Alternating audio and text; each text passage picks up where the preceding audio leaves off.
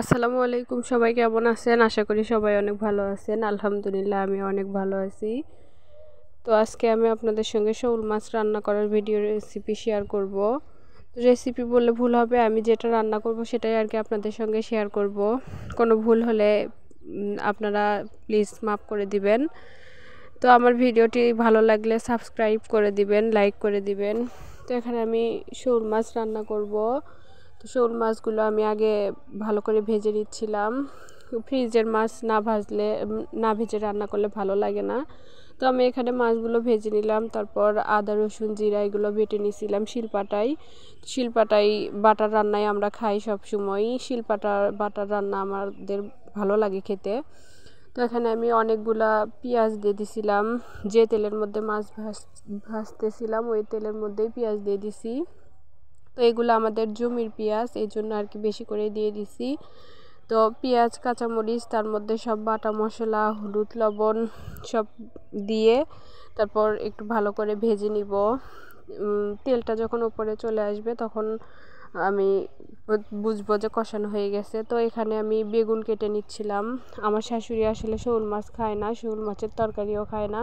তো তার জন্যই আমি বেগুন ভাজবো, এই জন্য বেগুনটাও কেটে নিচ্ছিলাম পাশাপাশি।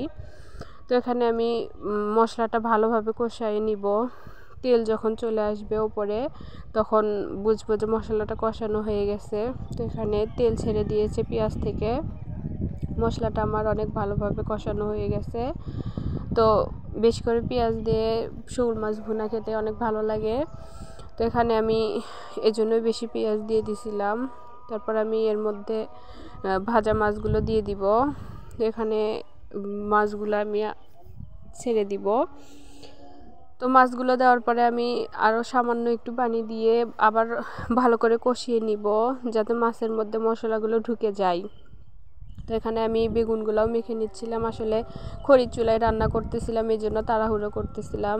ওইদিকে একটা বসায় দিয়ে আবার আরেকটা রেডি করে নিচ্ছিলাম। তো বেগুনগুলোও মাখায় নিছি। তারপর এখানে একটু পানি দিয়ে দিছিলাম, পানি দিয়ে আবার কষিয়ে নিব যাতে মাছের মধ্যে মশলাগুলো ভালোভাবে ঢুকে যায়, তাহলে মাছটা খেতে ভালো লাগবে। তো আমার মাছ রান্না হয়ে গেছে। তারপর আমি বেগুনগুলো ভেজে নিব। বেগুনগুলা হলুদ মরিচ তারপর লবণ দিয়ে মেখে সুন্দর করে লাল লাল করে ভেজে নিছি। তো আমার বেগুনগুলোও ভাজা হয়ে গেছে, মাছটাও রান্না হয়ে গেছে। মাছের কালারটা অনেক সুন্দর আসছিল, মাছটা খেতেও অনেক মজা লাগছে। তো এখানে আমার রান্না কমপ্লিট। এখন আমি আমার ছেলে মেয়েদেরকে খাওয়াবো। তো আমরা যেটা রান্না করি আমি ওদেরকে ওটাই খাওয়াই, ওদের জন্য আলাদা করে কিছু রান্না করি না। তো আমি ওদেরকে খাওয়াবো। আমি এক পিস বেগুন ভাজি নিছি আর এক পিস মাছ নিছি। তো এটা দিয়ে ওদের দুজনের খাওয়া হয়ে যাবে। তো এই পর্যন্তই, ভালো থাকবেন সবাই, আল্লাহ হাফেজ।